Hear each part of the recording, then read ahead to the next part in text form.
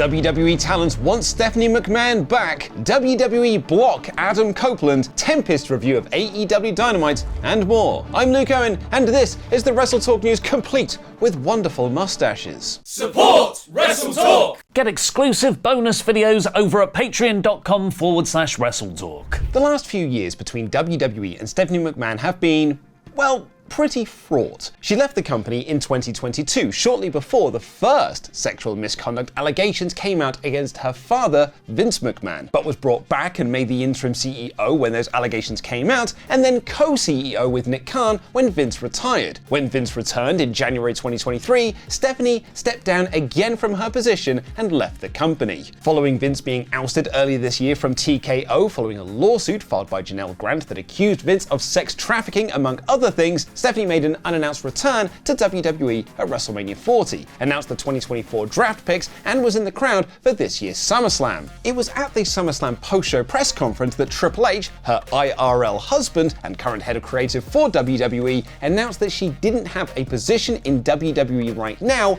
but would welcome her to return. Stephanie McMahon wasn't fully named in Janelle Grant's lawsuit against Vince McMahon, John Laurinaitis, and WWE, but it came out that she, along with Nick Khan, were two of the unnamed executives in the lawsuit. But she is clearly liked backstage in WWE, as she has been credited for a lot of the push for women's wrestling back in the early black and gold era of NXT. And as fan discontent with the treatment of WWE's women's division has got across 2024 grows online, WWE's own Kathy Kelly has said in an interview with Before the Bell, it's a little bit of a detriment that we don't have Stephanie McMahon there full-time right now. She added, "I love her so much. She is the reason I came back. We had multiple conversations before I came back, and she is the one that really encouraged me to come back. It was her being at the helm, her and Triple H." Kelly returned in October 2022, shortly after the new Triple H regime took over. Would you like to see a Stephanie McMahon return? WWE are clearly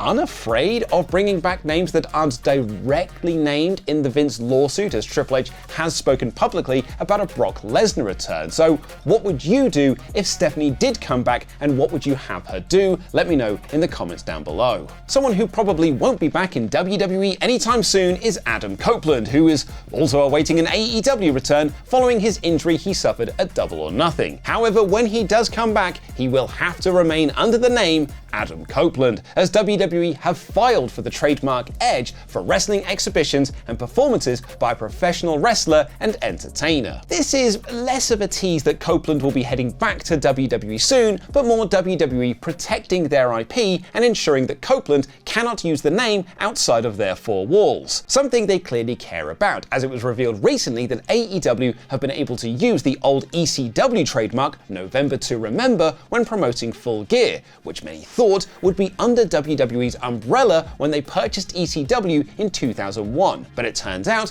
WWE didn't re-up their trademark on it. Fightful Select right, WWE let the trademark lapse at some point. They acquired the IP, but if they let it lapse and don't challenge it, there's not much they can do. They didn't have much use for it for a decade or two. Before we get into the AEW Dynamite review from the wonderful Tempest standing over there, a small correction from our last Mustache Break as we shouted out the wrong names. So it should have been Dan, Gilberto Vasquez, Julian Bond, Ruben George, and Aaron Wax. Sorry about that, but thank you very much for your donations, and we hope you enjoyed your Mustache Break. So with that said, let's get to our next Mustache Break, featuring Brody Halter, Danny Button, Ian McComish, Mark Salmick, and Steve Ortiz. Hit it!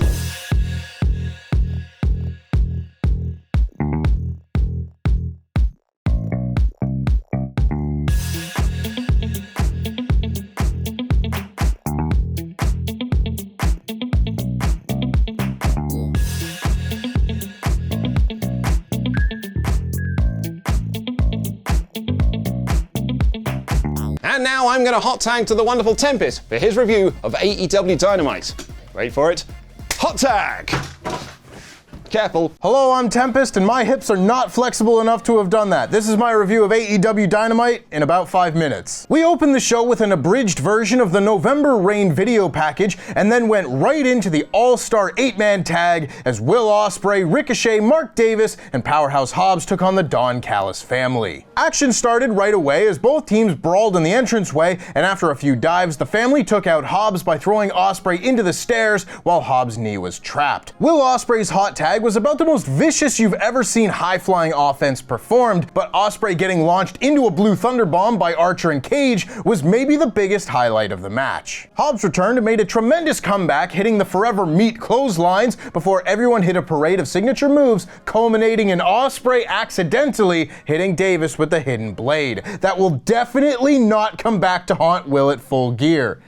Definitely not. Takeshita got the pin on Davis after a Wagamama knee to cap off a great opener. Jon Moxley informed Orange Cassidy that his mind may make it to Full Gear, but his body will not. And Claudio shouted down Darby Allin in one of the 5 languages he knows, and then they cut away to Darby, who said that each of the Death Riders will have their day, and today is Rusev Day. I mean, it's Claudio's day. MVP arrived with the Hurt Syndicate and announced that Bobby Lashley would be in action tonight. This did come after AEW had already announced this during the opener, but they treated it as if this was the first we'd heard of it. Anyway, Swerve hit Bobby with a chain and ran off. Adam Cole came out for a promo and said that he and Roddy have the same goals, but he was quickly interrupted by Kyle O'Reilly, who told Cole to drop the vendetta against MJF before someone gets hurt. This was a really weird segment that was extremely flat. I mean, there really wasn't a resolution to it, and this storyline has been particularly cold as of late. Certainly didn't make me more interested in seeing Roddy and MJF this weekend, but more on that later. Orange Cassidy got very worked up, telling the conglomeration not to accompany him tonight, and then we got Hikaru Shida versus Chris Statlander. This began with a show of respect, but Shida quickly threw Chris Stat into the barricades again and again and again and again. This was a very competitive match, and they are telling the story that Shida is lacking confidence in her katana finishing move, and honestly, that's more of a storyline than Shida's had to work with in my recent memory. Chris Stat got the win with the Steplander, and then Mercedes came out to trash talk the 76ers, which I can fully endorse,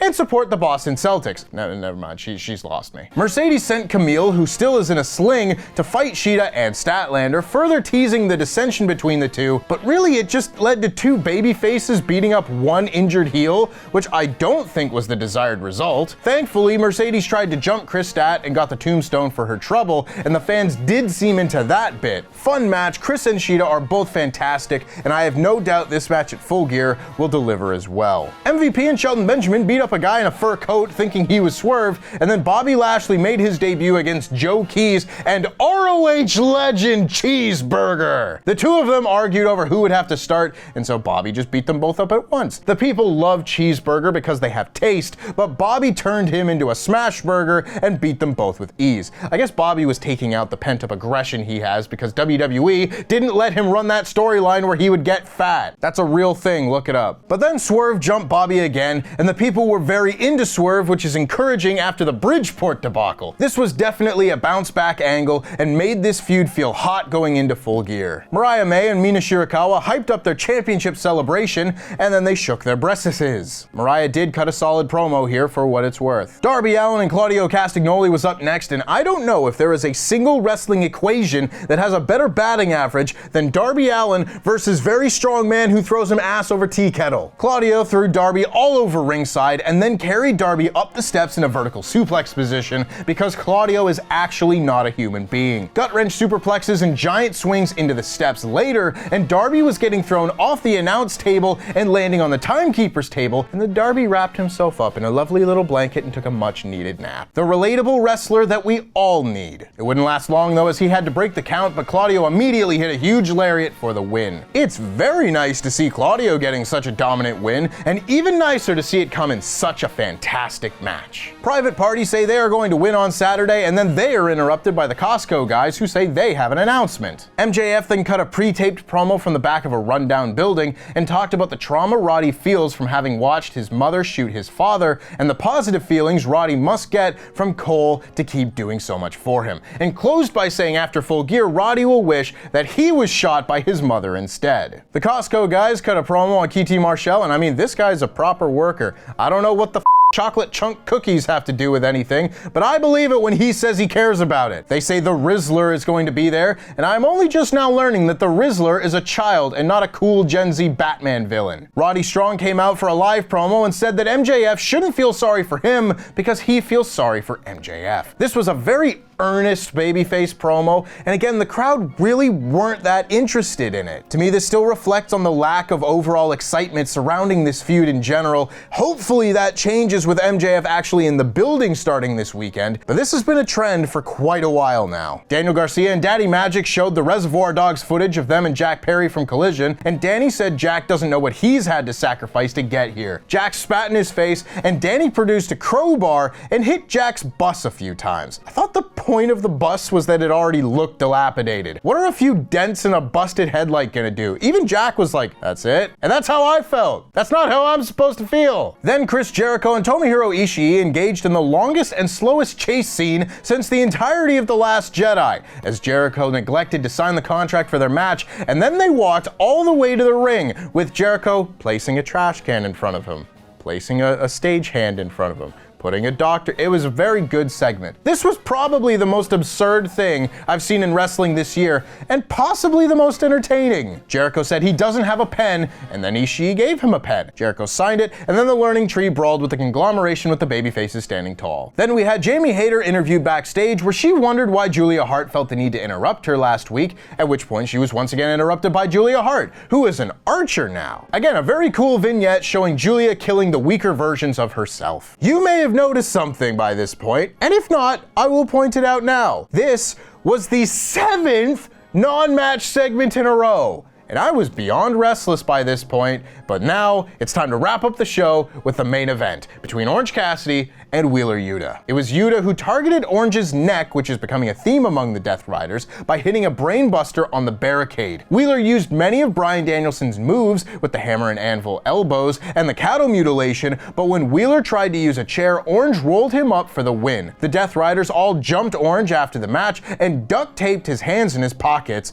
Orange did his lazy kicks and got knocked out for it. They left. Orange was cut free, put his hands in his pockets, and put on sunglasses as the show went off the air. Man, I tell you, this was a very hit-and-miss Dynamite. Most of the matches themselves were hot, particularly the Darby and Claudio match and the opening 8-man tag, but the crowd fell asleep in the second hour, and they closed with what I thought was a very weak ending to the show. The main event went probably 80-20 in Yuta's favor before Orange won with a flash roll-up, and I don't know, man, we were gonna struggle to believe that Orange was winning the title this weekend as it is, but if he's struggling to even beat Wheeler, I don't know how I'm meant to believe he's going to beat Jon Moxley even slightly. This Dynamite gets a 3 out of 5. And now before we get out of here, make sure you check out Ollie's breakdown of secret wrestling terms explained.